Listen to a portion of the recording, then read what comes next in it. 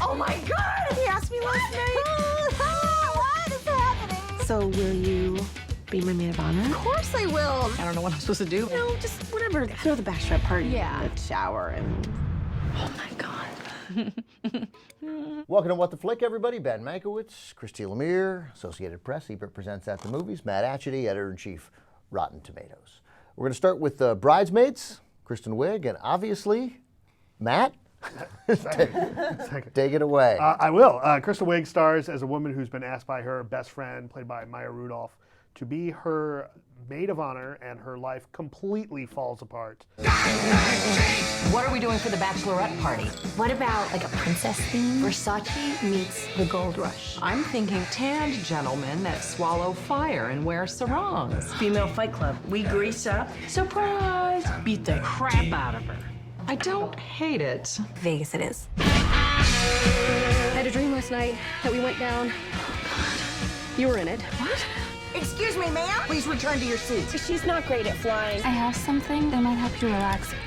I'm ready to party. Oh, yeah. I love this movie. It is a total blast, and it's very easy to classify it as like a female Judd Apatow style comedy, and he did produce it. It is so much more than that, because it gets to such honesty about women and things we don't want to admit about ourselves. And Like how what? we. Like what? I think women don't want to admit that there is jealousy among each other, and women can be spiteful and want to take the high road, and sometimes don't. And it's very quick here. While it could be seen as petty, it seems very honest. It's very human, very honest. Kristen Wiig co-wrote this with Annie. I'm going to butcher her last name, Mumulo. Anyway, Mumulo. She's sitting next to Kristen Wiig. On the plane. On the plane. Yes. Anyway, so they co-wrote it, and it's hysterical. There's great energy about it. Besides Kristen Wiig just being totally adorable and very much a leading lady, she can kind of do it all here. Melissa McCarthy freaking steals this thing. She's the larger woman. She is larger, and she's just fearless. She just goes for it, and it goes into very dark, weird places because of her, and I love that about it. There's one scene it did not need, and you know me, you know my tastes, you know what scene I'm talking about. I do. We'll get to that in a moment. I thought that it would have been, as you mentioned, sort of incredibly easy for the movie to be extremely formulaic about, because I've seen movies where women get petty and they're jealous of each other. That's been done. Bride Wars. Right. Oh my God, Bride Wars. Oh, So geez. screechy. You fucked up my whole day. Thinking about a bad Kate Hudson movie, and there are several. Yeah. Bride Wars blew. Yeah.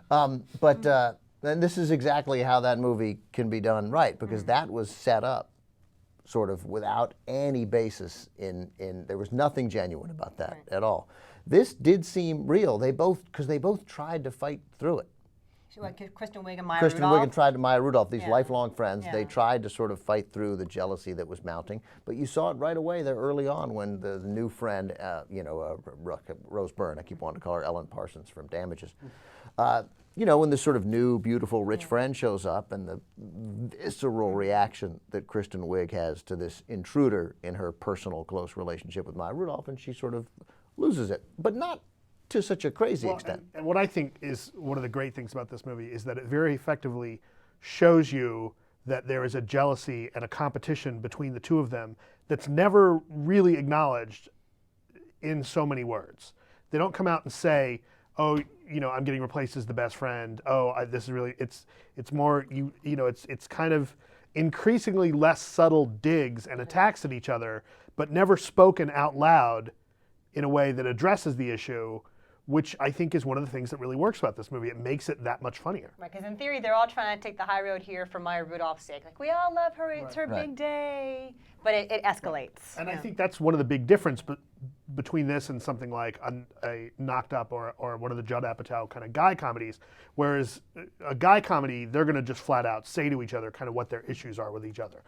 And that's where the jokes come from. In this one, it's more about how can you hit your, how can you make your mark without really? Yeah, it's what Christy said. It's human. There was a much more, and I love those movies, but there was something much more much more human about this. First of all, I think it proved once and for all that women are total bitches. We PMS, we get all bloated. Oh my God, give it a rest. I hate that chocolate, and then we sit on our asses and watch soap operas all day. Okay, so that scene though. You're talking about the If we're all not fans of this scene. I wasn't. I was cringing. I wasn't a fan of the scene. This is they all right, get they all sick to get the food stomach. poisoning. They're sick to the stomach. And Right. There's Right. They Now- have bad Brazilian food, then they go try on bridal gowns. Oh, this is some classy. Jeez, Megan. I'm sorry. I want to apologize. I'm not even confident of which end that came out of. I will say, I don't want to make it sound like I'm apologizing for that scene.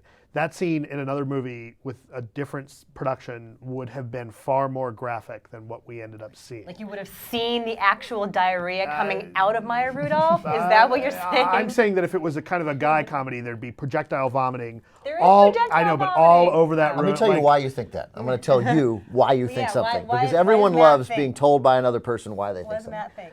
I believe that because although I didn't love it either, never do, we usually agree on that. I thought in this case they managed to make it contextual. That rather than just have this scene added because we think, hey, we did a bathroom scene and 14-year-old boys love bathroom scenes, they'll tell their other 14-year-old boys and they'll buy more tickets. This existed in the context of her failed attempts to deliver the kind of bachelorette experience that she wanted to on her budget, and things went wrong in a believable way, and they all reacted to it appropriately as opposed to these guy things where they just get sick and laugh about it. They were all mortified. Appalled, right. They were appalled by what was happening to themselves at one point.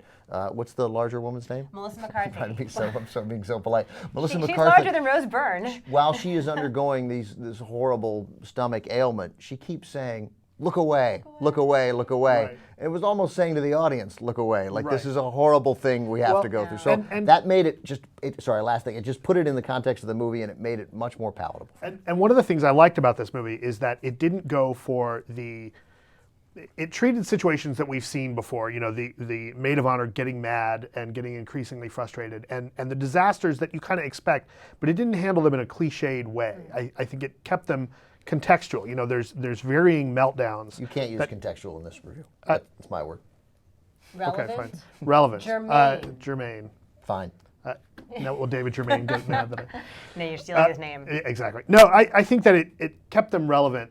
You don't end up with, the standard, Kristen Wiig gets depressed and she's eating ice cream or chocolate all by herself. Yeah. Well, it worked for the story. And that's one of I will say, though, the thing that loses points for me is that it's too long. Yeah. And It is too long. Like all Judd Apatow movies in general. And I felt like, weirdly, the end of this movie kind of made me have the same issues I had with the end of all movies, The Dark Knight, in that you kind of almost end up with a fourth act. You end up with increasing kind of climactic events, and then something else happens, and then something else happens, and kind of from the rhythm that we expect for a movie to kind of raise and end. Well, I don't want to do a spoiler alert here, but then obviously, Maya Rudolph lost half her face. That did come out of nowhere. Right. Okay, so we do not need the bathroom humor scene. Bridesmaids is too smart and too clever and too inventive to fall back on that kind of formula. It feels very tacked on. It feels like a very transparent attempt to appeal to the lowest common denominator, like they didn't have complete faith in themselves in making an intelligent female comedy. Just to be safe, let's have them shit all over themselves. I mean, it's really, I found it very frustrating. And speaking of too long, we do not need this scene. We don't need the double dose of, I'm not going to give away who it is, the band that plays at the wedding because they don't sing, they just lip sync twice. Right. The scene with the cars, the scene where she's driving, the reckless driving. That's cute. It's cute, but that's 6 or 7 minutes that I didn't think was really essential. I like her with the cop, though, with Chris O'Dowd's a very different kind of like romantic comedy and lead. all the characters are good. Every one of the characters is Well good. There's cast. just clearly, it's over 2 hours and there's constantly minutes that could come out. I don't know why that's not a 95, 100-minute movie at tops. I don't even think you have to be that great an editor to find that. Okay, but that said, there were some moments where I literally, just to be clear, had to look away. I was laughing so hard. There was eyes welling, and the audience loved it as well. All right, let's get some grades. 8.5. It's pretty great. So it means without the bathroom scene, you're at 9.5. It's pretty great without the poop scene, and it's a little long. Yeah. Yeah, see the poop scene and the length take more away from me. I give it a 7. Okay. This is my only time ever defending a poop scene. All right. Mark your calendar. The poop scene was in context. I gave it a 7.7. The length bothered me more. I think it's very funny. I think people should see it. 7.4 overall for Bridesmaids.